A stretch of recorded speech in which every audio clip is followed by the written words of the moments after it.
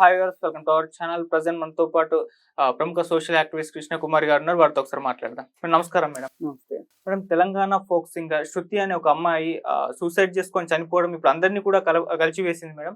అంటే పెళ్ళై just 20 days అయిందంట, మళ్ళీ అది కూడా ప్రేమ పెళ్ళి అంట. సో ఈ లోపే ఏమైనా సూసైడ్ చేసుకుంది, అసలు ఎందుకు చేసుకుంది, ఇటువంటి నిర్ణయం ఎందుకు తీసుకుంది అనే చర్చలు అయితే జరుగుతూ ఉన్నాయి మేడం. మరి దీనికి గల కారణాలు ఏంటి? వీటివైపు ఏమో అంటే అత్త గారింటి వేధింపులు అని చెప్పేసి వీళ్ళు ఆరోపిస్తున్నారు తల్లివారు. మరి ఏం జరిగింది, మీరేం చెప్తారు మేడం దీని గురించి?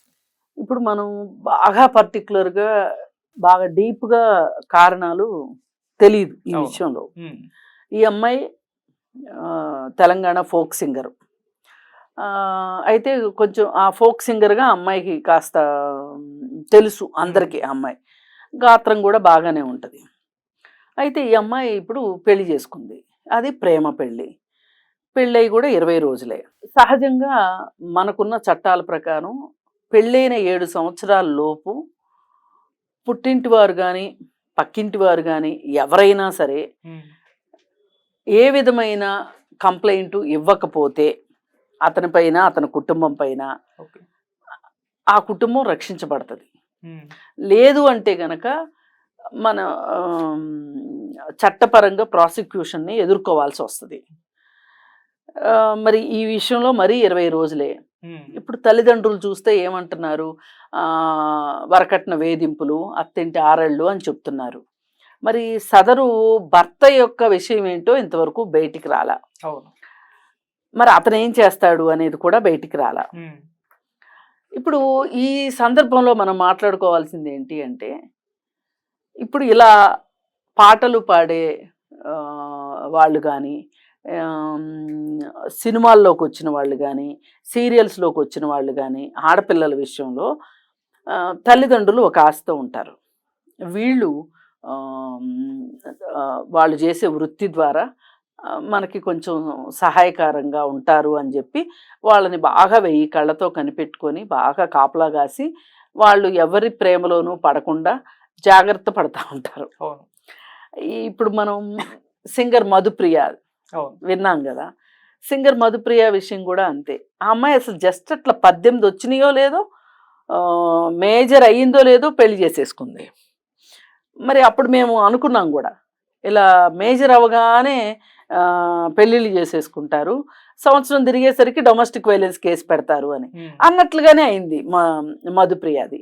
అక్కడ ఆ తల్లిదండ్రులు పనిగట్టుకుని ఆ పెళ్ళిని చెడగొట్టారు అని అనిపించేలాగా వాతావరణం ఉంది ఖచ్చితంగా. ఎందుకంటే మేము ఎన్ని ఆశలు పెట్టుకున్నాము ఈ అమ్మాయి మీద, ఎంత కష్టపడి పెంచాము, ఎంత పాటలు నేర్పించాము, ఆ అమ్మాయి కోసం మేము ఎన్ని త్యాగాలు చేశాము. అలాంటప్పుడు మేము గుర్తు రాలేదా ఈ అమ్మాయికి? ఇలా రకరకాలు. దాని వెనక ధ్వని మాత్రం మనకు అనిపించింది ఏంటి అంటే, ఖచ్చితంగా ఆ అమ్మాయి మీద వాళ్ళు ఏదో ఆశ పెట్టుకున్నారు, అంటే కుటుంబాన్ని ఆదుకుంటుందని. తప్పేం కాదు అది. ఇప్పుడు అబ్బాయి మీద ఆశ పెట్టుకోరా, ఆదుకుంటారు అని. అలాగే అమ్మాయి మీద కూడా ఆదుకుంటారు అని అనుకున్నారు. అయితే కాస్త సామరస్యపూర్వకంగా ఉండి వాళ్ళిద్దరూ బాగా ఉండేటట్లుగా చేసి అందరూ కలిసి ఉండి ఉభయ కుశలోపరిలాగా ఉంటే సంతోషం. ఆ మధ్య ఇప్పుడు ఒక యాక్టర్ చనిపోయినప్పుడు కూడా వాళ్ళ అమ్మ కూడా ఇలాగే మాట్లాడింది. ఒక సినిమా యాక్టర్ చనిపోయినప్పుడు, అసలు మా అమ్మాయి ఉంటే ఎన్ని లక్షలు సంపాదించేది. ఇది కొంచెం డబ్బుల్లో కొలిచే విధానం కూడా కరెక్ట్ అని మనకి మనసుకు బాధ అనిపిస్తుంది. ఇప్పుడు ఏది ఏమైనప్పటికీ కూడా మధుప్రియ తల్లిదండ్రులే గెలిచారు చివరికి. వాళ్ళ విడాకులు కూడా అయిపోయినాయి. అతను ఆ అమ్మాయి ఇప్పుడు తల్లిదండ్రుల అధీనంలో ఉంది. ఏది ఏమైనా ఆ అబ్బాయితో ఉన్నన్ని రోజులు ఆ అమ్మాయికి వచ్చిన ఫేమ్ వేరుగా ఉంది. లైఫ్ మంచిగా ఉన్నట్లు అనిపించింది. ఇప్పుడు తల్లిదండ్రుల దగ్గరికి వెళ్ళిన తర్వాత సంహం ఏదో కానీ మొత్తానికి ఆ అమ్మాయి అంత బ్రైట్ ఇదైతే కెరీర్ అయితే కనిపించట్లా. ఇప్పుడు ఈ అమ్మాయి విషయం కూడా, శృతి విషయం కూడా ఎక్కడో తల్లిదండ్రులు ఈ అమ్మాయి కొంచెం కుటుంబానికి ఆసరాగా ఉంటది అని అనుకున్నట్లున్నారు. మరి పెద్దల్ని ఎదిరించి పెళ్లి చేసుకున్నప్పుడు అటువైపు వాళ్ళకి కూడా ఇష్టం లేదంట. అటువైపు వాళ్ళకి ఇష్టం లేదు, ఇటువైపు వాళ్ళకి ఇష్టం లేదు. ఇప్పుడు వాళ్ళేంటి వాళ్ళ అబ్బాయికి ఇంకేమైనా కట్నాలు వచ్చాయేమో అనే ఉద్దేశం వాళ్ళకున్నట్లుంది. ఓకే. మరి ఇప్పుడు ఈ అమ్మాయి చక్కగా వీళ్ళిద్దరు భార్యాభర్త ఉండి అతనేదో పని చేసుకునేవాడే అయి ఉంటాడు, లేకపోతే అంతంత కట్నాలు వాళ్ళు ఆశించలేరు కదా. ఆ అబ్బాయి పని ఆ అబ్బాయి చేసుకుంటా, ఈ అమ్మాయి పని ఈ అమ్మాయి చేసుకుంటా, ఇద్దరు కలిసి కుటుంబానికి తోడ్పడ్డారనుకోండి, ఈ కట్నాల కంటే ఎక్కువే సంపాదిస్తారుగా.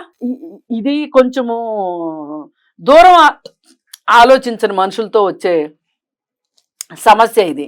మా పిల్లలు మా మాటే వినాలి, మేం చెప్పినట్టే వినాలి, మా ఆకాంక్షల ప్రకారమే ఉండాలి అనే తత్వం వల్ల వస్తున్న ప్రాబ్లమ్స్ ఇవన్నీ. సరే, ఏ రకంగా చూసినా ఎంత మనం మాట్లాడుకున్నా ఆ అమ్మాయి శృతి చనిపోవడం మటుకు చాలా దురదృష్టకరం.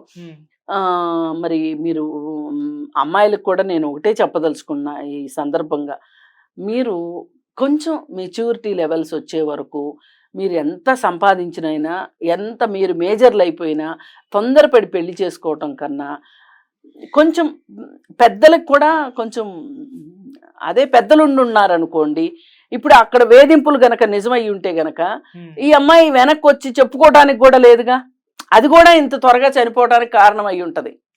అదే ఇప్పుడు తల్లిదండ్రులకు చెప్పుకోగలిగింది అనుకో, ఇప్పుడు వీళ్ళు ఇక్కడికి వస్తే వీళ్ళు ఏమంటారు, మాకు ఇష్టం లేకుండా పెళ్లి చేసుకున్నావు కదా, నీకు బాగా అయింది, ఇందుకే ఇలా అవుద్దని మాకు తెలుసు ముందే, అందుకే మేము ముందు చెప్పాము అని వీళ్ళు రికార్డు మొదలెడతారు.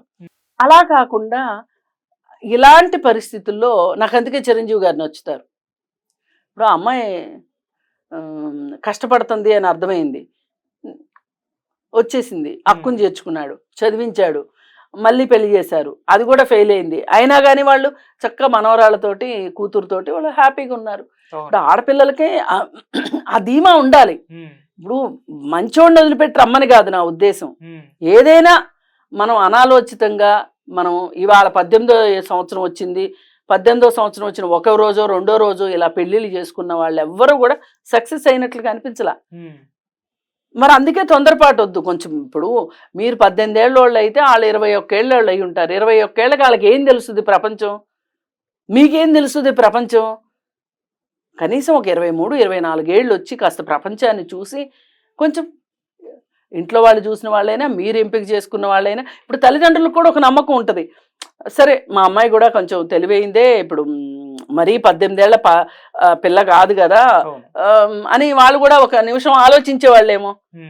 అందుకని ఈ 18వ సంవత్సరం వచ్చిన 2 రోజులకి 3 రోజులకి పెళ్ళిళ్ళు చేసుకునే వాళ్ళు వీటిని తొందరపాటు పెళ్ళిళ్ళు అని అనక తప్పట్లేదు మనకి.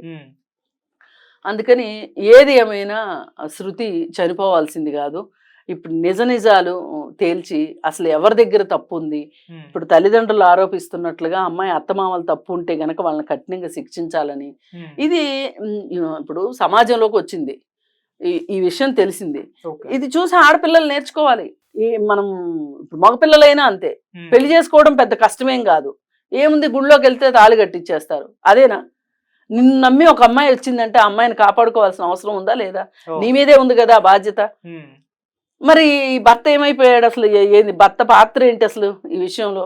ఇంత చేతగానప్పుడు పెళ్లి చేసుకోవడం ఎందుకు? ఇప్పుడు తల్లిదండ్రులను ఒప్పించుకోలేనప్పుడు కొంతకాలం ఆగి పెళ్లి చేసుకోవచ్చు కదా. ఆగరు, చేసేసుకుంటారు, చేసుకున్న తర్వాత వాళ్ళని తీసుకెళ్ళి వాళ్ళ దగ్గర పడేస్తారు.